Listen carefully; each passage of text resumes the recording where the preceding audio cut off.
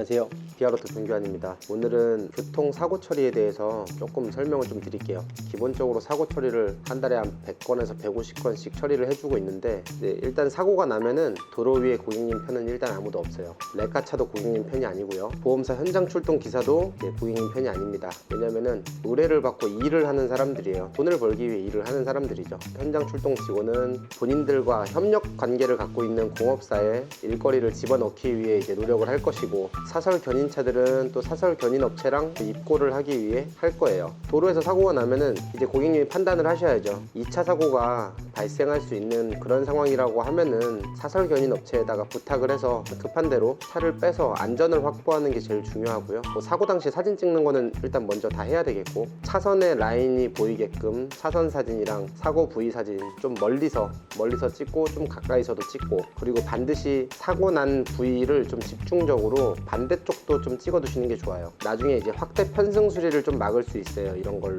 나는 몰랐는데 공업사에 갔더니 나는 범퍼 하나만 손상된 걸로 확인을 했더니 가보니까 휀다도 찌그러졌다고 하더라. 뭐 판넬도 먹었다고 하더라. 작업이 좀 이루어지기도 해요. 그래서 이제 사고가 나면은 웬만하면은 추가되는 견인 요금이라든지 견인비, 뭐 눈탱이라는 말은 좀 안 할게요. 왜냐면은 견인비 자체가 너무 오래도록 인상이 안 된 부분이기 또 사실이기 때문에 실질적으로 견인기사들이 일하는 거에 비한 비용이 적은 건 사실인데, 사고 처리를 하는 과정에서 비가 와서 할증되고 야간이라 할증되고 돌리라는 특수 장비를 활용해서 할증되고 이런 걸 막 계산하다 보면은 견인비가 굉장히 비싸게 나오거든요. 고객님들이 원하시는 공장에 오게 되면은 수리 부위 안내를 받으실 텐데, 사고 당시에 찍어 두었던 사진 이걸 토대로 그 내용과 비슷한지 그 정도는 한번 체크해 볼 필요가 있어요. 충분히 판금이 가능한데 교환을 할 수도 있고, 사고는 작은데 굉장히 좀 크게 부풀려서 작업하는 경우도 종종 있거든요. 저는 작업을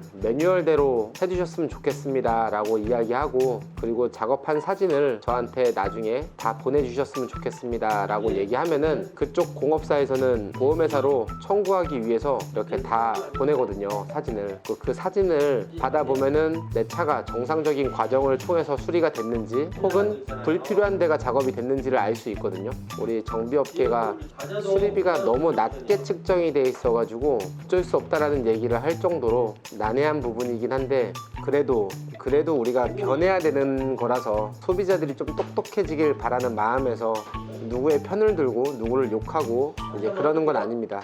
자동차 보험 처리는 원래 그 의료 실비랑 거의 똑같아요. 우리가 병원에 가면은 치료비를 계산을 하고 진단서 이걸 가지고 보험회사에 청구를 하잖아요. 이렇게 청구를 하면은 돈이 일주일 안에 지급이 돼요.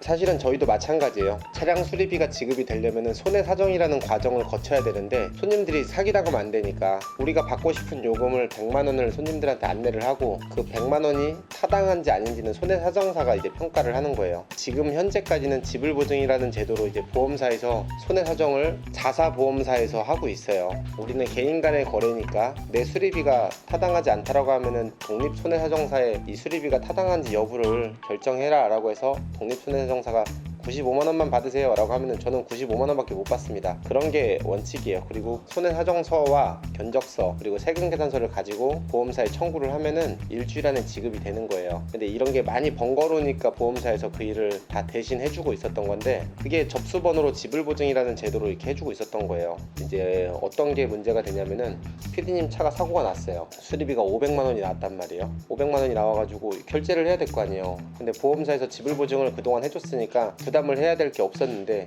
우리가 직접 결제를 하라고 하는 거예요. 보험사에 청구를 하라고.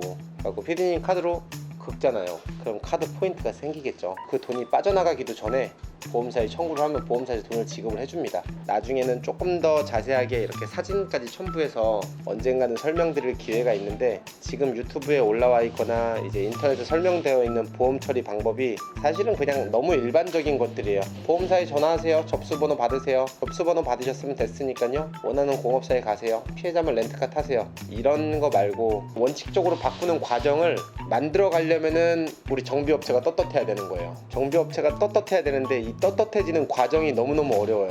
그래서 이제 제가 유튜브를 하게 된 계기가 다 여기에 있어요. 원칙을 좀 바로 세우고 싶은 거예요. 근데 이게 내 힘으로는 되지는 않아요. 대부분 니들 수리비 많이 받으려고 하는 거 아니냐 선입견들이 자꾸 생겨요. 결국은 돈을 많이 받기 위해서 그러는 건 아니에요. 우리가 수리비를 고객한테 받아야지 고객을 갑으로 모시는데 수리비를 보험사가 지급을 하니까 저희가 보험사를 갑으로 모시게 되는 꼴이 돼버리는 거예요. 그러니까 우리는 보험사한테 수리비를 달라고 하는 입장이에요. 과실이 껴있다, 아니면은 사고 조사가 좀 덜 됐다, 뭐 여러 가지 이유로 수리비 지급이 점점 늦어지는 거예요. 여러 가지 이유로 수리비 지급이 점점 늦어지다 보면은 우린 경영 악화가 되고, 또 경영 악화를 또 이겨낼 수 있는 방법이 고작 생각해봐야 손님 차 갖다 장난치는 거예요. 좀 안타까운 현실이에요. 사실은 더 이상은 그런 일이 안 생겼으면 좋겠어서 사기꾼에서는 벗어나야 된다라고 생각을 해요. 요즘에는 주방도 오픈 주방이 되고 이제 레시피도 다 공개를 하고 다 그러고 있잖아요. 우리도 이제 그런 거에는 동참을 해야 되지 않나 싶어요. 판금 전과 후 찌그러진 거를 제대로 복원이 됐는지 안 됐는지, 그리고 도장 작업에 대한 재료, 무조건 비싼 재료 싼 재료가 아니고 적재적소에 알맞은 재료를 잘 썼느냐, 아니면 무조건 단가를 낮추기 위해 저가형 재료로 썼느냐, 그런 부분에 대해서 워낙에 단가 차이가 많이 나거든요. 사고 처리하는 과정에 대해서 조금 관심을 좀 가져주시고, 수리비가 비싼 거 같으면 왜 비싼지에 대해서 한번 좀 알아봐 주시고, 그러다 보면은 저희도 나중에 좀 바른 세상이 오지 않을까 싶습니다. 제일 중요한 거는 사진 촬영, 주변 사진 촬영, 그리고 연락처 서로 주고받으시고요. 가피해자끼리 싸우지 마세요. 되게 낭비예요. 어쨌든 오늘도 고맙습니다.